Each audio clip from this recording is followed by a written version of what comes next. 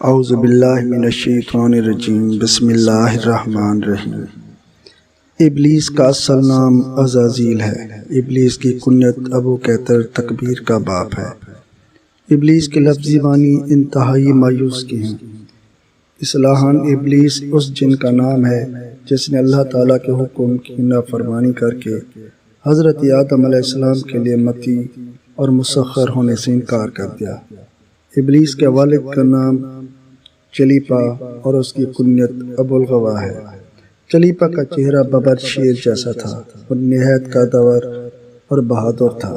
اس کی قوم اسے شاشین کے نام سے مخاطب کرتی تھی، جس کے معنی دل دہلا دینے کے ہیں۔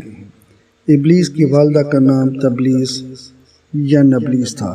تبلیس کا چہرہ بھیڑیے کی مانند تھا اور وہ بھی اپنے شوہر چلیپا کی طرح نہایت دلیر اور طاقتور تھی۔ اس حد تک قوم کے بچے بچے کی زبان پر تھا کہ تبلیس کے ہوتے ہوئے دنیا کی کوئی طاقت ہمیں زیر نہیں کر سکتی۔ ابلیس کی نسل کی ابتدا جس جن سے ہوئی اس کا نام تارنوس کہا جاتا ہے۔ تارنوس ابلیس سے 1,44,000 سال قبل دنیا پہ موجود تھا۔ تارنوس کی نسل تیزی سے بڑھی کیونکہ ان پہ موت طاری نہیں ہوتی تھی، نہ بیماری لگتی تھی۔ البتہ یہ چونکہ آتشی مخلوق تھی تو سرکشی بدرجہ اتم موجود تھی۔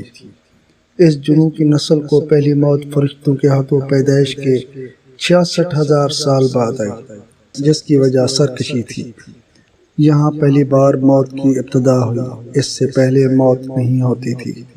بعد میں چلپانیس نامی ایک نیک جن کو جنات کی ہدایت کا ذمہ سونپا گیا اور وہ ہی شاہ جنات قرار پائے۔ اس کے بعد حاموس کو یہ ذمہ داری دی گئی۔ حاموس کے دور میں ہی چلیپا اور تبلیس کی پیدائش ہوئی۔ یہ دونوں اپنے وقت کے بہت بہادر جنات تھے اور ان کی قوم نے چلیپا کو شاشین کا لقب اس کے شیر کے جیسے سر کی وجہ سے دیا۔ ان دونوں جنات کی وجہ سے ساری قوم کہنے لگ گئی کہ ہمیں اس وقت تک کوئی نہیں ہرا سکتا جب تک شاشین اور تبلیس ہمارے درمیان موجود ہیں۔ ان دونوں کی وجہ سے قوم کے جنات آسمان تک رسائی کرنے لگے اور تیسرے آسمان پر جا کر شرارت کر آتے تھے۔ ایسے میں حکم الہی سے فرشتوں نے ان پر حملہ کیا اور عبرتناک شکست دی۔ اسی دوران جب اسرائیل علیہ السلام کو ابلیس نے دیکھا تو سجدہ میں گر گیا۔ ابلیس شروع سے ہی ایک نڈر اور ذہین بچہ تھا۔ اس میں باپ کی بہادری اور ماں کی مکاری کوٹ کوٹ کر بھری ہوئی تھی۔ اس نے ملائکہ کے ساتھ جا کر توبہ کا باقاعدہ اعلان کیا اور پھر فرشتوں سے فیض علم حاصل کرنے لگا۔ علم حاصل کرنے اور ریاضت کا یہ عالم تھا کہ پہلے آسمان پہ عابد، پھر دوسرے آسمان پر زاہد، تیسرے آسمان پر بلال، چوتھے آسمان پر والی، پانچویں آسمان پر تقی اور چھٹے آسمان پر قبازان کے نام سے مشہور ہوا۔ یہ وہ وقت تھا جب یہ فرشتوں کو سکھاتا تھا۔ ساتویں آسمان پہ ابلیس بقا نور میں رہا، ہفت افلاک کے سبب ملائکہ کا معلم قرار پایا۔ یہاں تک پہنچ کر ابلیس نے اپنی عاجزی اور ریاضت کی انتہا کر دی۔ کم و بیش ابلیس نے 14,000 سال عرش کا طواف کیا۔ یہاں اس نے فرشتوں میں استاد سردار عزازیل کے نام سے شہرت پائی۔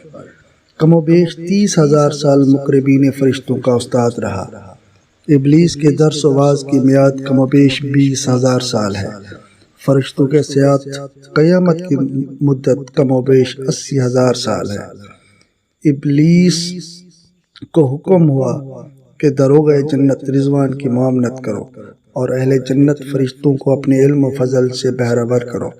یوں ابلیس کو جنت میں داخلے کا پروانہ مل گیا اور جنت میں بھی اپنے علم سے داروغ جنت رضوان کو سیراب کیا، اور یوں جنت رضوان کی کنجیاں ابلیس کے پاس رہیں۔ روایات کے مطابق ابلیس 40,000 سال تک یہ فرض خزانچی انجام دیتا رہا۔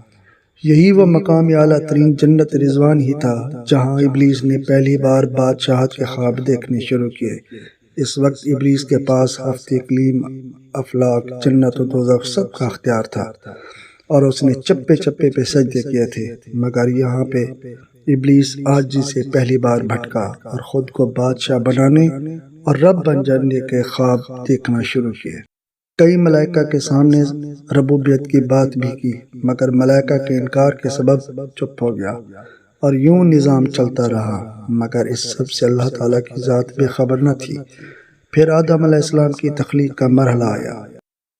جیسے قرآن مجید میں واقعات بیان ہوئے ہیں، ابلیس آدم علیہ السلام کو جز مرحلہ وار مختلف اقسام کی مٹی سے تخلیق ہوتا دیکھتا رہا اور چپ رہا، مگر جیسے ہی اسے یہ معلوم ہوا کہ یہ آدم علیہ السلام اللہ تعالیٰ کا نائب ہے، تو اس نے واویلا کیا، عبادات اور اطاعت کا واسطہ دیا، پھر طنز کیا کہ مجھ جتنی عبادت کس نے کی ہے، اور آدم علیہ السلام کو سجدہ کرنے سے انکاری ہوا۔ تب اللہ تعالیٰ نے کہا، نکل جا شیطان مردود۔ لعنتی قرار پانے کے بعد ابلیس نے اپنی عبادات اور ریاضت کا رب کریم سے عفو مانگا، جس پر اللہ تعالیٰ نے ابلیس کو ایک وقت معلوم تک مہلت فراہم کی، جس پر ابلیس نے اولاد آدم کو صراط مستقیم سے بھٹکا کر اپنا پیروکار بنانے کا دعویٰ کیا، جس پر رب کریم نے فرمایا کہ جو متقی اور پرہیزگار ہوں گے تو ان کو گمراہ نہیں کر پائے گا۔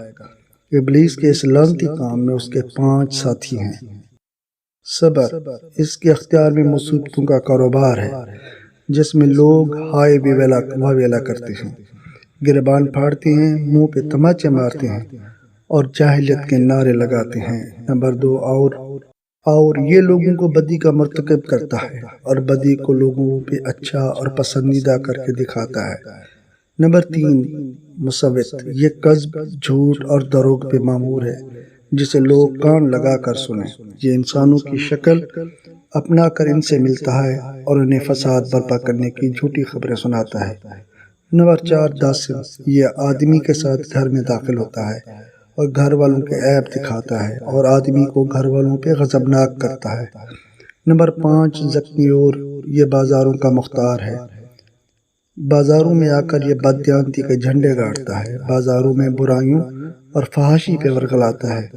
ابلیس کا آدم علیہ السلام کو سجدے سے انکار کا جذبہ حسد تھا، کہ جس نے اسے مجبور کیا کہ میری جگہ آدم خاک کو کیوں ملی۔ یہ اس کا جذبہ تکبر اور غرور تھا کہ میں اعلیٰ ہوں، اور اس ایک سجدے کے انکار کی بات نہیں تھی، بات اطاعت سے سرکشی کی تھی، شرک کی تھی۔ ابلیس نے دل میں خود کو رب مان لیا تھا۔